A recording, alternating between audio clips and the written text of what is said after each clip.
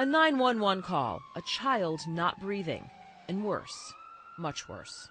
The level of violence involved was something you just don't see very often, thankfully. Inside this apartment complex, a 5-year-old child, a girl, badly beaten. Child had black eyes, broken nose. Melanie Beltran was taken to Lutheran General Hospital just a few blocks away and died within days. She never woke to tell doctors what happened. The marks on her tiny body spoke for her. The things that the doctors laid out, the things that the medical examiner laid out, were things that you're really left somewhat speechless.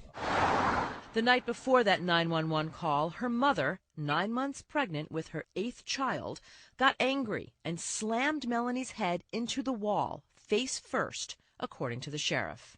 The mother, Mila Petrov, then allegedly beat Melanie some more and finally force-fed her Tabasco sauce, a regular punishment, investigators learned.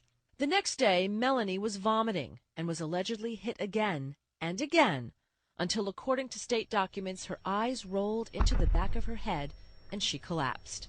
According to investigators, her mother's first instinct was to clean up before calling for help. We were informed that the mother had the other children, clean up the house a bit before the police came, so it looked more presentable when they arrived.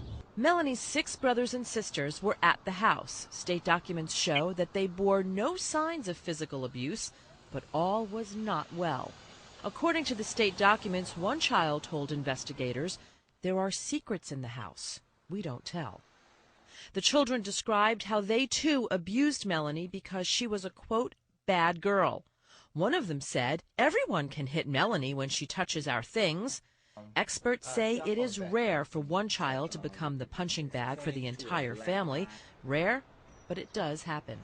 We've had cases where the parents have directed siblings, other children in the family, to hold a child down while they beat the child. Or we've had cases where parents have told one child to hit the other child, and if they can't hit the other kid back. Medical reports say ligature marks on Melanie's wrists and ankles show she was tied up. She had 2nd and 3rd degree burns over large portions of her body. Marks from being whipped with electrical cords. The doctor who examined her said it was one of the worst cases of abuse he has seen.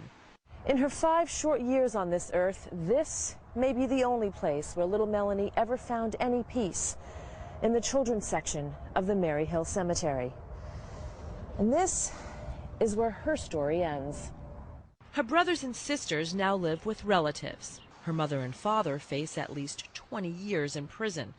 The defense attorney representing Melanie's mother says she's grieving and should be considered innocent until proven guilty.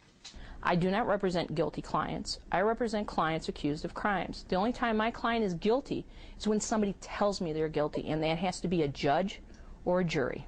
We wish we could show you what Melanie looked like, but investigators say they couldn't find a single picture of her by herself. Apparently, no one ever cared enough to take one. At CNN's request, the Sheriff's Department prepared this sketch of Melanie based on her hospital and autopsy photos. A face to a name. For a little girl no one seemed to know until it was too late. Kelly Arena, CNN, Chicago.